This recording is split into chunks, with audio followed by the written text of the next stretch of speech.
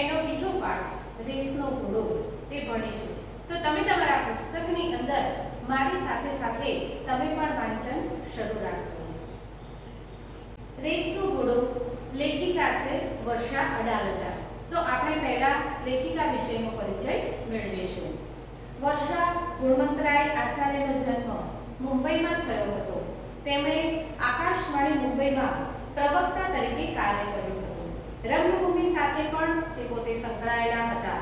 ગાંઠ ચૂર્યાની વેળા, અણસાર, ખરી પડેલો ટહુકો, રેત પંખી, મારે પણ એક ઘર હોય, ક્રોસ રોડ એ તેમની નોંધપાત્ર નવલકથાઓ છે. એ સાંજને ઉમરે વર્ષા અડાલજાની શ્રેષ્ઠ વાર્તાઓ છે.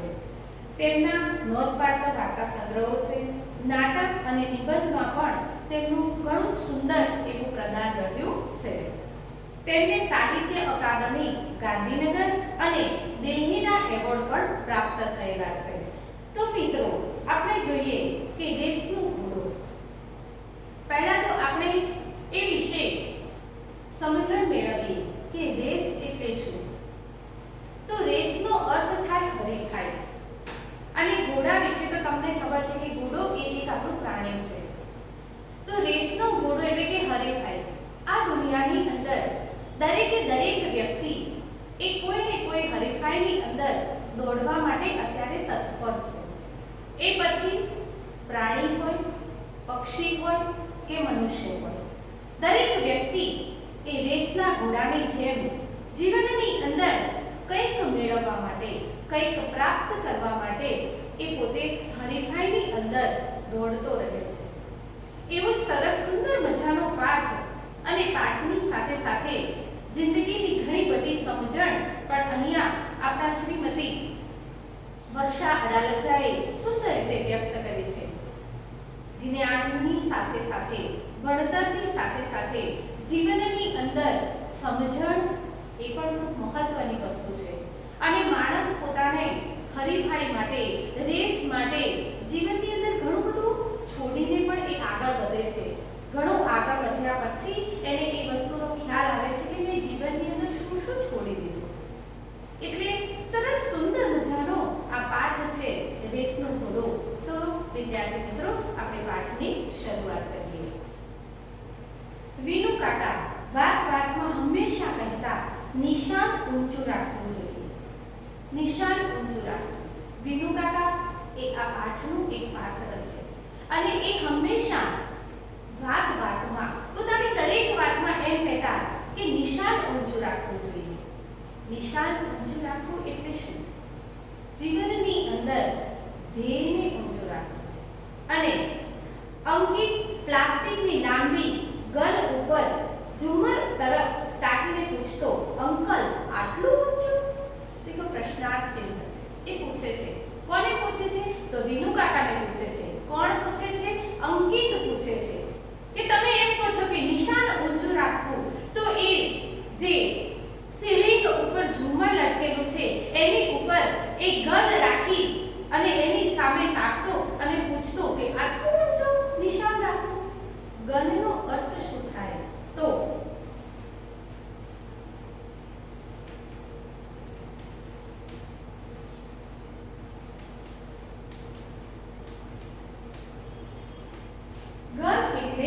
બંદૂક. તો એ પોતાની પ્લાસ્ટિકની જે રમકડાની બંદૂક હતી એને ઝુમ્મર તરફ તાકતો અને કહેતો કે આટલું ઊંચું નિશાન રાખવું. ચાલ બદમાશ, ક્યાંનો? ત્યારે વિનુ કાકા એને કહેતા કે ચાલ, નાનો બાળક છે એટલે કે એ ગમ્મત કરે છે, તો કે તું ગમ્મત બદમાશ વેડા કરે છે. વિનુ કાકા ગન લઈ લેતા. વિનુ કાકા એ અંકિત પાસેથી એની બંદૂક લઈ લેતા. પછી નાનકડા અંકિતને બાજુમાં બેસાડી સમજાવતા, બેટા, સામાન્ય તો બધા ભણે, જીવે, પણ લાંબી લાંબી ડિગ્રી મેળવે, હરીફાઈઓમાં ચંદ્રક લાવે, ટીવી અખબારમાં ઇન્ટરવ્યુ અને ફોટા આવે, બસ તબ ક્યાં બાત. શું કહે છે વિનુ કાકા? કે ડિગ્રી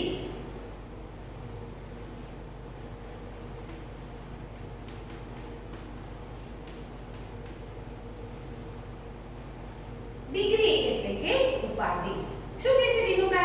કે લાંબી લાંબી ડિગ્રી કે સામાન્ય તો બધા ભણે છે, પણ આપણે તો એવું ભણવાનું કે જેની અંદર આપણને મોટી ડિગ્રી મળે, હરીફાઈઓમાં ચંદ્રક લાવે. ચંદ્રક એટલે શું? શું અર્થ?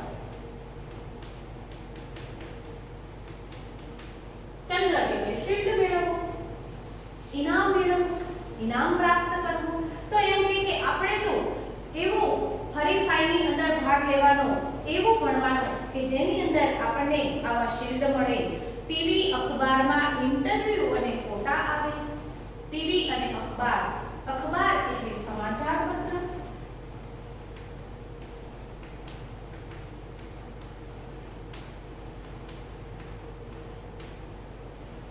સમાચાર પત્રની અંદર, ટીવીની અંદર આપણા ફોટા આવે, આપણું બહુ મોટું માન થાય, આપણું નામ થાય.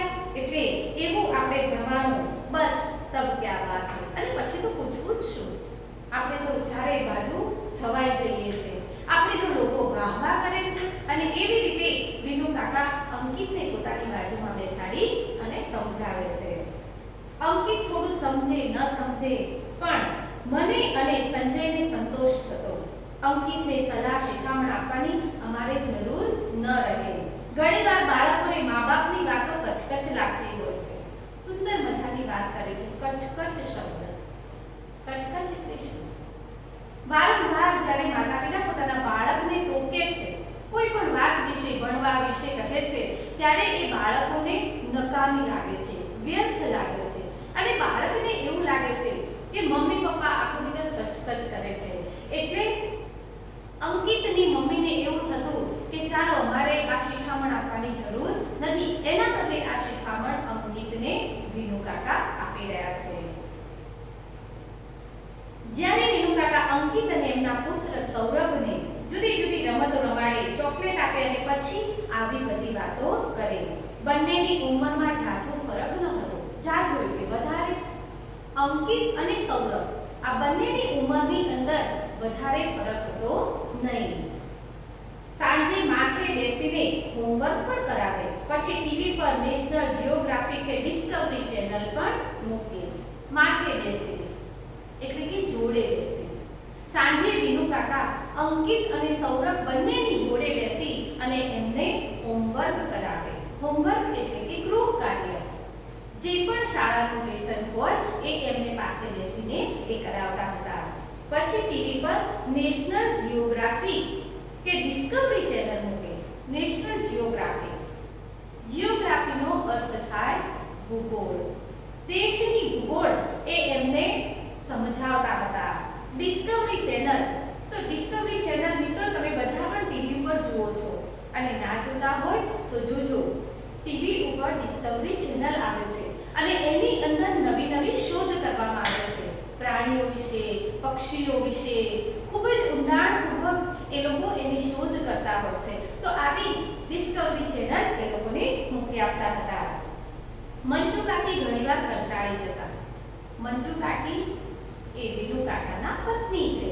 તો મંજુ કાકી આ વસ્તુ બધી જોઈ, રોજ રોજ આનું આ એક જ વસ્તુ થતી જોઈ અને એ કંટાળી જતા હતા. ત્યારે એ કહેતા, તમે તો છોકરાની જાણે જેલમાં પૂર્યા છે, રમવા જવા દો ને. એની ઉંમરના છોકરાઓ સાથે જરા ભણવા તો દો. બાળક છે, સામાન્ય છોકરાઓ સાથે રમીને એને શી પ્રાપ્તિ થવાની છે? વિનુ કાકા શું કહેતા કે સામાન્ય બાળકો સાથે રહેશે તો એને શું પ્રાપ્ત થવાનું છે? એને શું મળવાનું છે? નિર્ભેળ, નિર્દોષ આનંદ. નિર્દોષ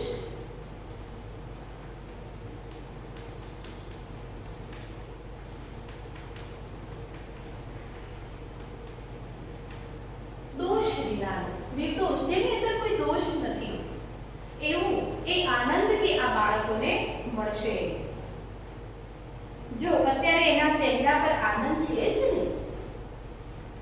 કપાળ તમારું, એ આનંદ આઈસ્ક્રીમનો છે.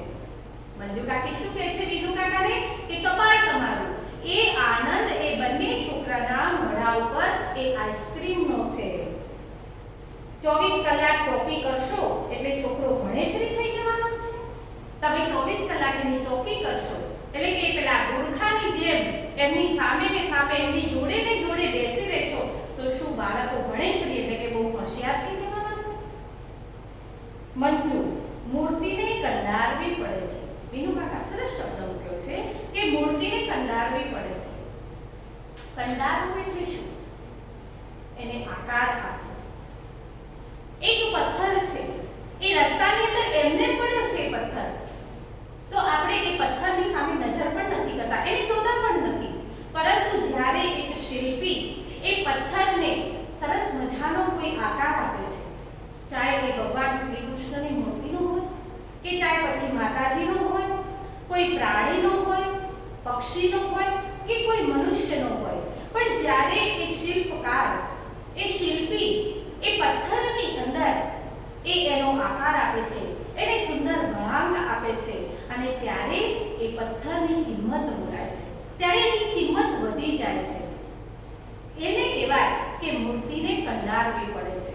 એક પથ્થરને પણ એની પણ બજારની અંદર એની કિંમત બોલાવવા માટે, એનું મહત્વ વધારવા માટે એને ટાંચણાથી ટીપી અને એક શિલ્પી એને આકાર આપે છે, ત્યારે એનું મહત્વ બજારમાં વધે છે. બાકી તો પથ્થરને કોઈ જોતું પણ નથી. એમ મનુષ્યનું પણ એવું છે કે મનુષ્ય તો ઘણા બધા છે જિંદગીની અંદર, આ દુનિયાની અંદર અનેક લોકો છે, પણ વાહવા કોની થાય છે?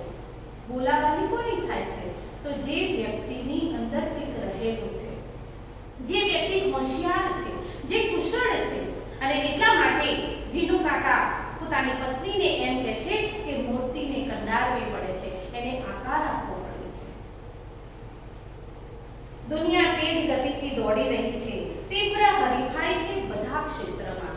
દુનિયા તેજ ગતિથી દોડી રહી છે. તમે જુઓ કે લોકો ક્યાં પહોંચી રહ્યા છે. ટેકનોલોજી કેટલી બધી આગળ વધી રહી છે.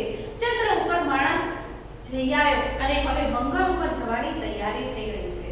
તો આટલી તેજ ગતિની અંદર દુનિયા જ્યારે આટલી ગતિથી આગળ વધી રહી છે, તો કે આપણે પણ એની સાથે કદમથી કદમ મિલાવવો પડશે. નહીં તો આપણે પાછળ રહી જઈશું. બધા જ ક્ષેત્રની અંદર હરીફાઈ છે, રેસ લાગી છે. દરેકને આ રેસની અંદર દોડવું છે અને આગળ આવવું છે. તો લક્ષ્યાંક પર પહોંચવું હોય તો ઘોડો દોડાવવો પડશે મંજુ.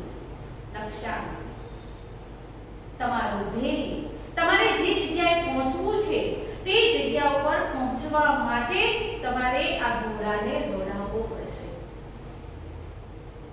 જો તમે ઊભા રહી ગયા તો ચાલશે નહીં, દોડ લગાવવી પડશે. બધાની સાથે સાથે આપણે પણ હરણફાળ ભરવી પડશે. ઉદાહરણ તરીકે જોઈએ કે આપણે અમદાવાદ જવું છે. ઘરે બેઠા બેઠા વિચાર કર્યો કે અમદાવાદ જવું છે, શું પહોંચી જઈશું?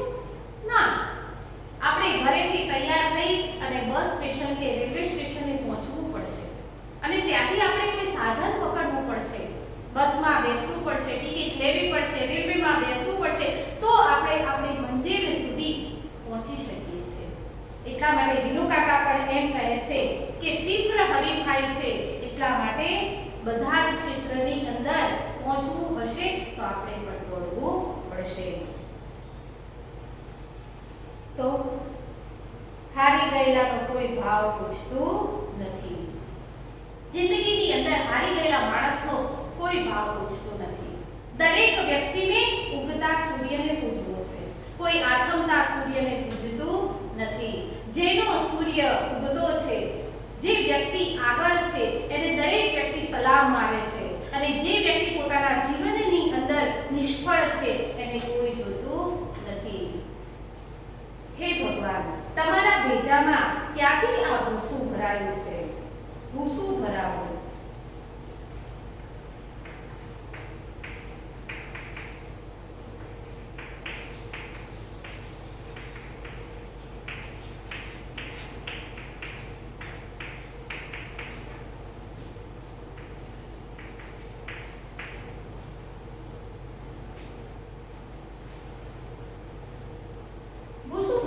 એટલે કે અર્થ વગરની વાત મનમાં આવતી. મંજુ કાકી એમ કહે છે કે તમારા દિમાગની અંદર, તમારા મનની અંદર, તમારા મગજની અંદર ખબર નથી આવી અર્થ વગરની વાતો ક્યાંથી આવે છે. ગયા મહિને એસએસસી નું પરિણામ આવ્યું, ધોરણ 10 નું પરિણામ આવ્યું અને એ ધોરણ 10 ની અંદર ઝૂંપડપટ્ટીનો છોકરો પહેલો આવ્યો કે નહીં?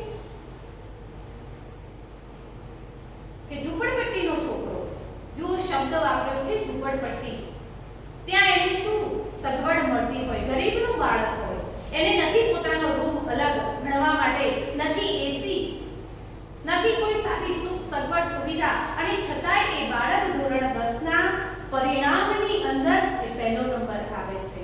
આ દાખલો મંજુ કાકી વિનુ કાકાને કહે છે. તારી સાથે માથાકૂટ નકામી છે. આવતા મહિનાથી સૌરભના કમ્પ્યુટર ક્લાસ શરૂ થશે. મંજુ કાકી વિભર્યા. વિભરવું એટલે બગડવું, ગુસ્સે થવું.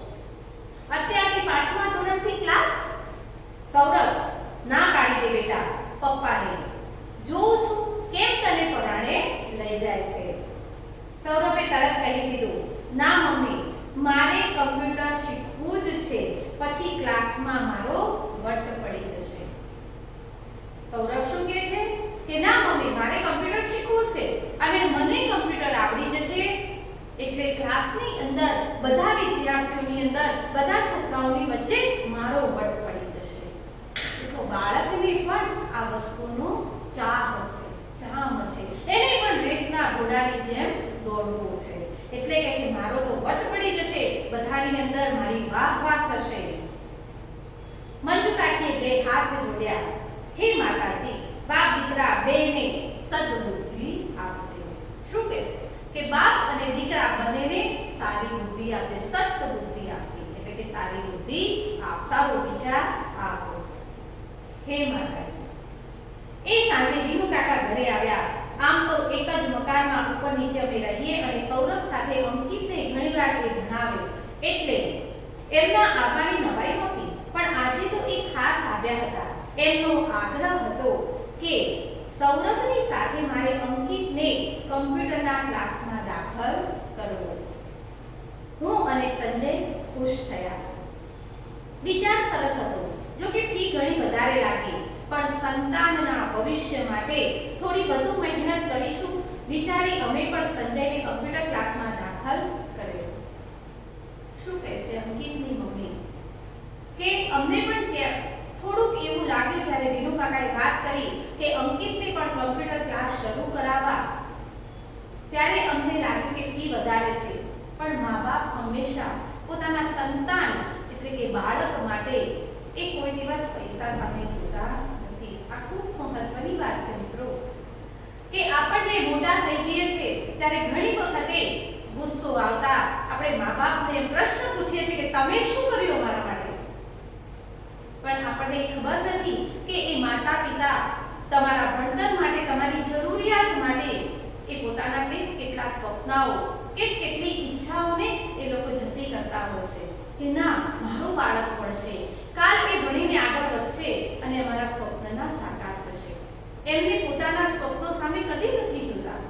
અને જ્યારે કોઈ બાળક પોતાના માતા-પિતાને પ્રશ્ન કરે છે કે તમે શું કર્યું મારા માટે, ત્યારે એ માતા-પિતાને ખૂબ આઘાત થાય છે. એટલા માટે અહીંયા આ વાત સમજવા જેવી છે કે અંકિતની મમ્મી અને પપ્પાને ફી વધારે લાગે છે, પણ એ લોકો પોતાના બાળકને ભણાવવા માટે કોઈ પણ વસ્તુની કસર છોડવા માંગતા નથી.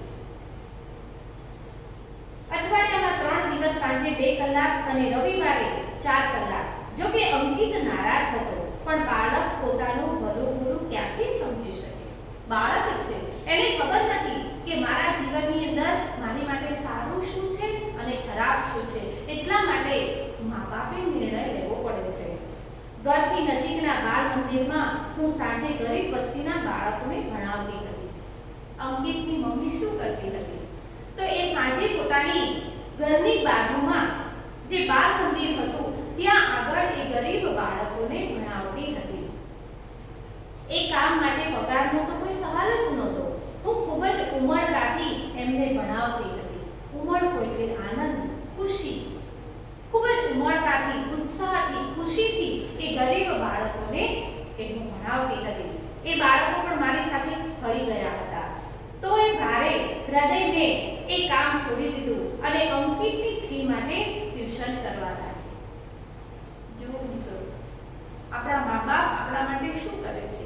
એ પોતાનું મનગમતું કામ છોડી, કોઈ ગરીબને મદદ કરવાની છોડી અને તમારા માટે એ ટ્યુશન ક્લાસ કરે છે કે 2 પૈસા ટ્યુશન ક્લાસ કરવાથી મને મળશે તો હું મારા બાળકની ફી ભરીશ અને હું એને સારામાં સારું ભણતર આપીશ, સારામાં સારું એજ્યુકેશન આપીશ, એને એક સારો માણસ બનાવીશ. આનાથી વધારે જીવનની અંદર કોઈ મા-બાપની અપેક્ષા હોતી નથી. હું સંજયની ઘણીવાર કહેતી, આપણે કેટલા નસીબદાર છીએ કે વિનુ કાકા આપણા પાડોશી છે. સૌરભ સાથે અંકિતનું ઘડતર થઈ રહ્યું છે. શેનું ઘડતર નીનાબેન? મંજુ કાકા પ્રશ્ન પૂછે છે કે શેનું ઘડતર? કયા ઘડતરની તમે વાત કરી રહ્યા છો? પાઠની અંદર સિક્કાની 2 બાજુ બતાવી છે, પ્લસ પણ છે અને માઈનસ પણ છે. એક દિવસ મંજુ કાકે રીતસર મારી પર હલ્લો કર્યો. હલ્લો કરવો એટલે અચાનક કોઈને બોલવું, થોડું ગુસ્સાથી બોલવું, થોડું અકળાઈને બોલવું. તો એક વખતે મંજુ કાકી પણ નીનાબેનને આવી રીતે કહે છે, આ ટાકણા ટોચીને બિચારા જીવને શી પીડા થાય છે તે તમને નથી દેખાતી? માં છે ને, માનું હૃદય છે. એટલે કહે છે કે આ ટાકણા ટોચીને આ નાના બાળકોને આ મગજ ઉપર કેટલો બધો ભાર આપવામાં આવે છે. એમને નથી રમવાનું મળતું, નથી એમને કોઈની સાથે બહાર હળવા જવા દેતા, નથી એમની સરખી ઉંમરના બાળકો સાથે એ લોકો વાત કરી શકતા, એ લોકો ગમ્મત કરી શકતા. તો આ બાળકના મગજ ઉપર આવો ભણતરના ટાંચણા આખો દિવસ ટાંચી અને તમને ખબર છે કે એના મગજની દશા શું થાય છે? જો મંજુબેન, આપણે મધ્યમ વર્ગના માણસ, તમારી મારી કોઈ ઇન્ડસ્ટ્રી નથી કે દીકરાને સીધો એર કન્ડિશન કેબિનમાં બેસાડી દઈએ, અત્યારથી મહેનત નહીં કરીએ તો એ લોકો આગળ કેમ આવશે? શું કહે છે અંકિતની મમ્મી? કહે છે કે આપણે તો મધ્યમ વર્ગના છીએ, આપણે કોઈ ઇન્ડસ્ટ્રીઝ નથી. ઇન્ડસ્ટ્રીઝ એટલે કે ફેક્ટરી, કારખાનું. આપણું કોઈ ફેક્ટરી નથી, આપણું કોઈ કારખાનું નથી કે આપણે આપણા બાળકને નહીં ભણે, થોડું ભણશે તો સીધા જ એર કન્ડિશન એસી કેબિનની અંદર આપણે એને બેસાડી દઈશું. આપણું બાળક કોઈ અંબાણીનું બાળક નથી, કોઈ ઉદ્યોગપતિનું બાળક નથી કે આપણે એને એક એસી કેમ્બર, એસી કેબિન આપી દઈશું. આપણે તો જો મહેનત નહીં કરીએ, આપણા બાળકોને પુશઅપ નહીં કરીએ, આપણા બાળકોને નહીં ભણાવીએ તો આપણે જીવીશું કેવી રીતે? આ સમાજની અંદર, આ દુનિયાની અંદર આપણે કેવી રીતે ટકી શકીશું? મંજુબેનની આંખ ભીની થઈ ગઈ. તમારી વાત હું નથી સમજતી. હું માં છું, દુશ્મન તો નથી ને? તો પછી પણ ખરું પૂછો તો હું એટલી પડી ગઈ છું. એ બાપ દીકરાની જાણે અલગ દુનિયા છે અને હું માત્ર ઉંમરે ઊભું છું. મારા દીકરાને રેસના ઘોડાની જેમ દોડાવે છે, રેસના ઘોડાની જેમ હરીફાઈની અંદર એક માલિક એ પોતાના ઘોડાની ઉપર સવાર થઈ અને પોતાના ઘોડાને રેસની અંદર, હરીફાઈની અંદર દોડાવે છે. એ નથી દોડી શકતો, એ બીજા ઘોડાઓની સરખામણીમાં જો એ થોડો પાછળ પડી જાય છે, કારણ કે એને રેસ જીતવી છે, એને હરીફાઈ જીતવી છે. એ જો થોડો પાછળ પડી જાય છે તો એને સૂંટી પણ મારવામાં આવે છે, એને ચાબુક પણ મારવામાં આવે છે અને એને દોડાવવામાં આવે છે. એ વખતે એ માલિક એવું નથી વિચારતો કે મારા ઘોડા ઉપર શું અસર થતી હશે, એ મારો ભાર ઉચકે છે, એ દોડે છે, એને કેટલી પીડા થતી હશે, એનું એને ભાન હોતું નથી. એને તો બસ એ વખતે એક જ વસ્તુનો ખ્યાલ છે કે મારે હરીફાઈ જીતવી છે. એને તો પોતાના ધ્યેય સુધી, પોતાના લક્ષ્ય સુધી એને પહોંચવું છે. એટલા માટે એમ કહે છે કે હું પણ માં છું, મને ખબર છે કે ભણવું તો પડશે જ, ભણ્યા વગર કશું જ નથી, પણ હું માં છું એટલે મને એની આવી દશા જોઈ અને દયા આવે છે. મારાથી આ પરિસ્થિતિ જોવાતી નથી.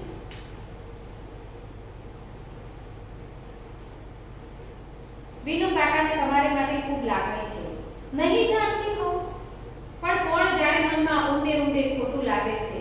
અરે ના ના મંજુ કાકી, થોડા વખતમાં બધું ઠીકઠાક થઈ જશે. તો તમારા મોંમાં ઘી સાકર લ્યો જાઓ. શું કે છે કે તમારા મોંમાં ઘી સાકર. સારી વસ્તુ નો આનંદ કરવાનો કહે છે કે જો કદાચ એવું થઈ જાય અને બધું સરસ થઈ જાય, જો મારા દીકરા સૌરભને એના પિતા આવી રીતે રેસના ઘોડાની જેમ આખો દિવસ ભણાવો ભણાવો ભણાવો ભણાવો ન કરે, તો તમારા આવા સારા વિચારને હું પ્રેમથી વધાવું છું. અને એટલા માટે કહે છે કે તમારા મોઢામાં ઘી સાકર. સરસ મજાનો આનંદ આવો દરેક વ્યક્તિને મળે એવું મંજુ કાકી પોતે